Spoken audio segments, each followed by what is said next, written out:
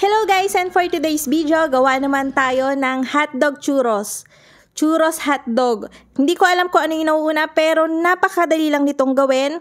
Kung meron kayong existing na nagtitinda kayo ng mga french fries, mga tuhog-tuhog, pwede nyo itong idagdag. Bali, pwede nyo itong i-freeze, tapos tsaka nyo lang siya ipiprito kapag kakailangan na. So yun, ipapakita ko sa inyo lahat ng procedure at lalagay ko rin sa description box yung mga nagastos. Pero bago yan, samahan nyo naman muna ako dito sa aking latest budol.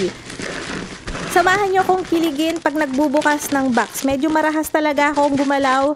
Ito yung normal ko. So, please naman, sabihin nyo naman na ang ganda-ganda niya para naman hindi ako ma-feel bad na lagi akong bumibili ng mga gamit. So, samahan nyo ako. Ito yung aking electric pot. So, yun. Nabili ko to for 699 yata. Basta within 700 pesos yung price range niya. So yun, meron siyang steamer. Maganda yung steamer na, yung plastic ng steamer niya kasi mukhang matibay. Hindi siya yung mukhang nagka-crack kagad. And then ito, magaan lang siya. Sana tumagal. I-update ko kayo kung tatagal siya. Pero gagamitin na natin. Sabi, ipunasan lang ng damp cloth and then pwedeng-pwede na yun. So yun, simulan na natin yung paggawa. Salamat sa pagsama sa akin sa aking unboxing. And then naglagay lang ako dito ng 1/2 cup, 120 ml ng gatas, 120 ml o 1/2 cup ng tubig. And then naglagay lang ako dito ng 1/2 cup ng butter, pwede rin ng refrigerated margarine. And then naglagay din tayo dito ng 1 tablespoon ng sugar at 1/2 teaspoon ng salt. And then papakuluan lang natin yan.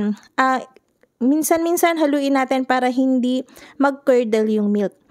And then kapag kumulo na yan, ilagay na natin yung ating 160 grams ng bread flour. Kung by cups yung pagme-measure nyo, nasa 1 1/4 cup ito. Kung all-purpose flour yung available sa inyo, pwede rin naman yun yung gamitin nyo. And then, i-fold ko lang to ng i-fold ng dire-diretso within 4 to 5 minutes hanggang sa ma-dry na yung ating dough. And then, pagkatapos nun, ita-transfer natin siya dito sa ating bowl para mas mabilis siyang lumamig. I-rest natin yung siguro ng nasa 5 to 10 minutes para lang lumamig siya ng bahagya. At kapag naglagay tayo ng egg, hindi maluluto yung ating egg. So, yun. Gagamit ako dito sa recipe na to ng 3 pirasong large egg. Actually, itong recipe na to, makaka-hold to ng 4 na itlog. Pero, since hindi naman natin kailangan ng mag-puff talaga yung ating gagawing churros, bali 3 lang yung ilalagay ko. So, yun. Isa-isa lang yung paglalagay ng itlog, and then kapag lagay mo ng isa, haluin nyo ng haluin hanggang sa ma-absorb na to ng butter. Sabi ko kanina, pwede nyo tong i-freeze. Bali, ilalagay nyo na kaagad siya, ipapipe nyo na kaagad siya dun sa hotdog. Tapos, ilagay nyo siya sa freezer and kapag nag-freeze na siya, tsaka nyo siya iprito kapag magbebenta kayo. Pero, pwede rin naman na impromptu kapag habang gumagawa kayo, tsaka lang kayo magpapipe. Pero medyo hassle yun and then medyo mas matagal. So, dapat ganito yung consistency niya. Hindi siya ganun kalabnaw. And hindi siya ganon kakapal para madali natin siyang maipipe. Dapat ganyan, makikita nyo, nag-hold siya ng shape at hindi siya basta-basta bumabagsak dun sa spatula. So yun, after nating mag-mix, ilalagay na natin siya dito sa ating piping bag. Meron tong tip na maliit lang, na square tip yata ito. And then kailangan nating doblehin yung ating piping bag para hindi basta-basta nasisira. So meron ako ditong hotdog. Bali, syempre, babalatan natin yan. Tapos, tutuyuin natin. Kapag paninda, dinidip ko pa to sa all-purpose flour para yung ating churros batter kakapit talaga dun sa hotdog. Pero ito okay lang din naman, since pangkain lang ng mga bata, tinutuyo ko na lang siya. Tapos, tutusok na natin siya dun sa ating barbecue stick.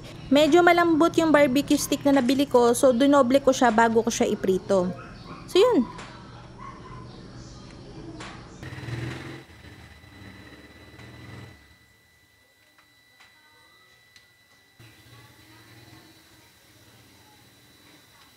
Since pangkain nga lang to ng mga bata, nag-init na kaagad ako ng mantika and then ipapipe ko na kaagad siya para diretso ng prito.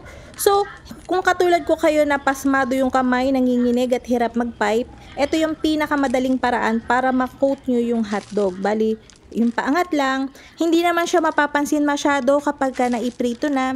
So yun, make sure lang na na-coat natin yung buong palibot, tsaka yung baba at tsaka yung taas. Ito pa yung isang way, ganito, para may design naman and para maganda siyang tignan. Ganito yung pwede nyong gawin. Pero kung kaya nyo naman yung paikot, yung papalibutan nyo yung hotdog, mas maganda yon. Kaya lang hindi ko talaga siya kayang gawin kasi nga, pasmadong-pasmado yung kamay ko, naninigas. So yun, kung katulad ko kayo, pwede nyo naman ganito na lang. Yung recipe natin ng churros butter ay saktong-sakto dito sa 8 pirasong jumbo na hotdog. So ipiprito natin to hanggang siya ay mag-brown na. Syempre kailangan niya ay deep fried kasi lulutang at lulutang yan. Kapag masyadong mababa, mawawala yung design ng pipe natin kapag hindi siya naka-deep fried. So yun, ang amoy nito, lagi ko siyang naaamoy na para siyang french fries habang piniprito. Yun lagi yung naaalala ko. So pagka nag-brown na yung ating mga churros, ahunin natin siya and then i-fry lang natin na i-fry hanggang maubos na. So pagka natapos na natin tong iprito, ipiprito pa ulit natin to for less than 1 minute to 1 minute para talagang malutong siya. Kunyari, nagtitinda kayo, tapos nag-prepare na kayo ahead, nagprito na kayo, tapos may bibili, tsaka nyo siya pwedeng i-refry kasi mas malutong para ma-enjoy ng customer yung mainit at tsaka malutong na churros.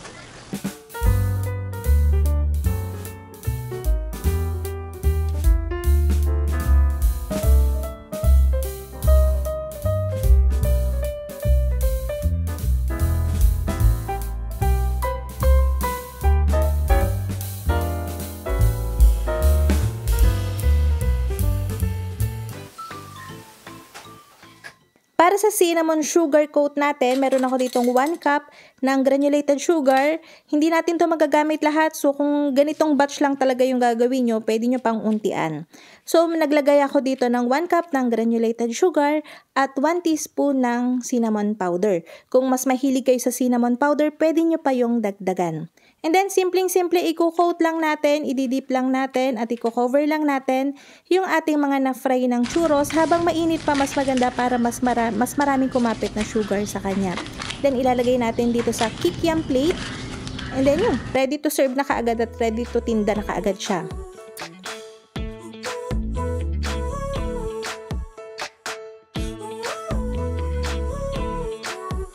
Pwede nyo itong lagyan ng ketchup, ng mayo, ng mustard, kung ano yung gusto nyo. Pero ako hindi ako mahilig talaga sa ketchup eh. Mabigat siya and then nakakabusog. Mas gusto ko to kesa sa corn dog kasi parang sa corn dog parang masyadong naheheavyhan ako sa corn dog eh. Pero ito, mabubusog ka pero light lang siyang kainin. Alam nyo yun? So yun, paborito to ng mga anak ko. Madali lang siyang gawin. Actually, alam nyo, nagsimula ako, nagkaklase yung anak ko sa online. Natapos ako, hindi pa rin sila tapos. 1 hour lang yung kanilang klase. So, sana inagustuhan niyo yung ating video. Magkita-kita tayong muli. Ito pong muli ang Lutong Tinapay. Bye-bye!